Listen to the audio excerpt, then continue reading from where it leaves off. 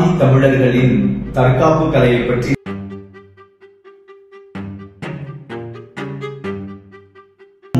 இருதய நோய்கள் வருகின்றன.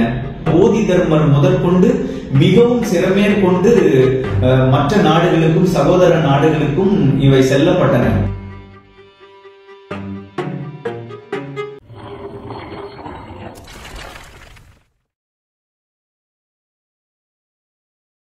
உலக தமிழ் உள்ளங்களுக்கு நான் உங்கள் சகோதரன் தாமஸ் கிங்ஸ்டன் என்கின்ற கிங் தமிழ் பேசுகிறேன். நான் இப்பொழுது அடிமுறை என்ற ஆதி தமிழர்களின் தற்காப்பு கலையை பற்றி நான் உங்களிடம் பகிர்ந்து கொள்ளப் போகிறேன். லிமோரியா தாய்க்களம் என்கின்ற சேவை அமைப்பின் இயக்குநர்களில் ஒருவராகிய நான் அடிமுறை பற்றிய அடிப்படை கருத்துக்களை உங்களிடம் நேரடியாக பகிர்ந்து கொள்ள வேண்டும் என்று நினைத்தேன். அதற்கு இது சரியான தருணம் என்று நினைக்கிறேன். உலகில் எத்தனையோ தற்காப்பு கலைகள் வந்துள்ளன.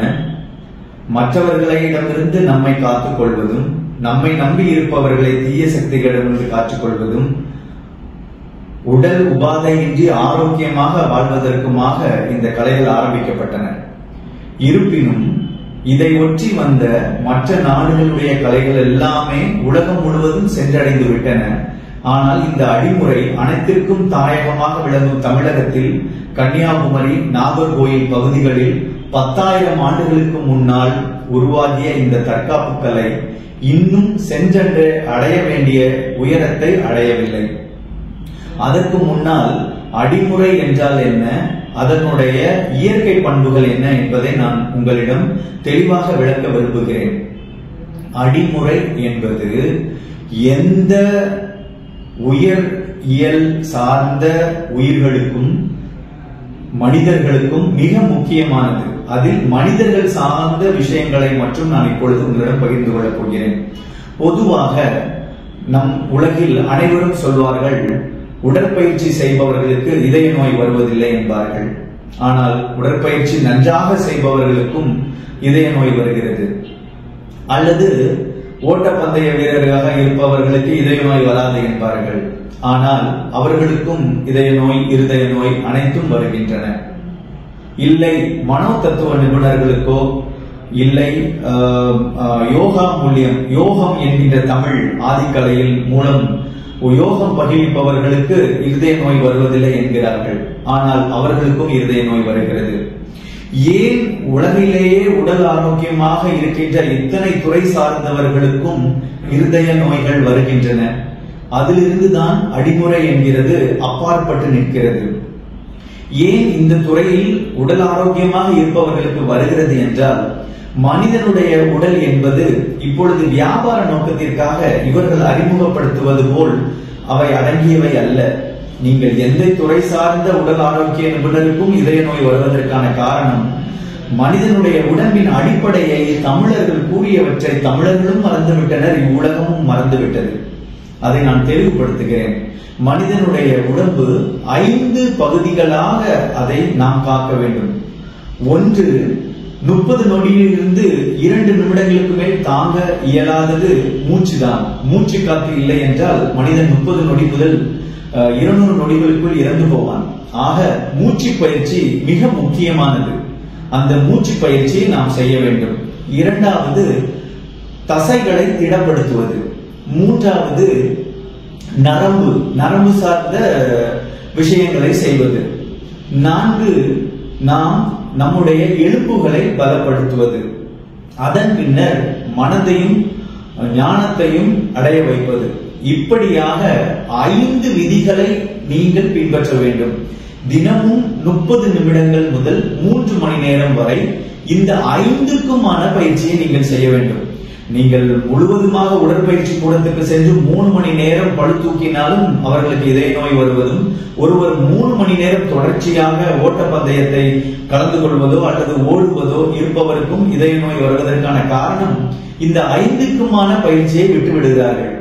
மூச்சு பயிற்சி, மன பக்குவ திடத்திற்கான பயிற்சி, எலும்பிற்கானது, தசைக்கானது, நரம்பிற்கானது. இந்த 5ஐயும் ஒருங்கிணைந்தே நீங்கள் 30 நிமிடம் செய்தீர்களே ஆனால் உங்களுக்கு இருதய நோயோ மற்ற நோய்களோ உங்களை நெருங்கவே நெருங்காது. இதை யாரும் தெளிவுபடுத்துவதில்லை. ஆக இந்த 5ஐயும் நீங்கள் 30 நிமிடம் செய்தாலே உங்களுக்கு உடலில் எந்த பிரச்சனைகளும் வராது, இருதய நோய் வரவே வராது. அதைத்தான் ஆதி தமிழர்கள் 10,000 ஆண்டுகளுக்கு முன்னாடியே அடிமுறை என்கிற பெயரில் நமக்கு அளித்தனர். அந்த அடிமுறை கடைசியாக போதி தர்மர் முதற்கொண்டு மிகவும் சிறமேற்கொண்டு மற்ற நாடுகளுக்கும் சகோதர நாடுகளுக்கும் இவை செல்லப்பட்டன. ஆனால் இன்று அது முடங்கி கிடைக்கிறது. அந்த அடிமுறையை லிமோரியா தாய்க்களம் என்கின்ற சேவை மனப்பான்மையான இயக்கம், அதன் இயக்குனராக நான் இருக்கிறேன். இது கன்னியாகுமரியில் இயங்கிக் கொண்டிருக்கிறது. உலக கூட்டமைப்பினால் தாய்க்களம் அங்கேதான் நிறுவப்பட்டிருக்கிறது. அங்கே நீங்கள் இருந்து இதை பயிர்வித்துக் கொள்ளலாம், நீங்கள் கற்றுக்கொள்ளலாம். நீங்கள் கற்றுக்கொள்ளும் ஆசிரியர்களாகவும் மாறலாம், ஆசானாகவும் மாறலாம். இவை அனைத்திற்கும் நீங்கள் கன்னியாகுமரியில் இருக்கின்ற எங்களுடைய தாய்க்களத்திற்கு வருகை தரலாம். இந்த அடிமுறை என்பது நாம் இதனுடைய ஒரு பகுதியாகவும் வைத்துக் கொள்ளலாம். யோக கலைகள் மட்டுமன்றி, தற்காப்பு கலைகள் மட்டுமன்றி, வர்ம கலையும் இதனோடு சேர்த்து பயிற்றுவிக்கிறோம். நீங்கள் இதில் 3 விதமான பலனை அடைய முடியும். ஒன்று, உங்கள் உடலை ஆரோக்கியமாக வைத்துக் கொண்டு உங்கள் உயிரை காத்துக் கொள்ள முடியும்.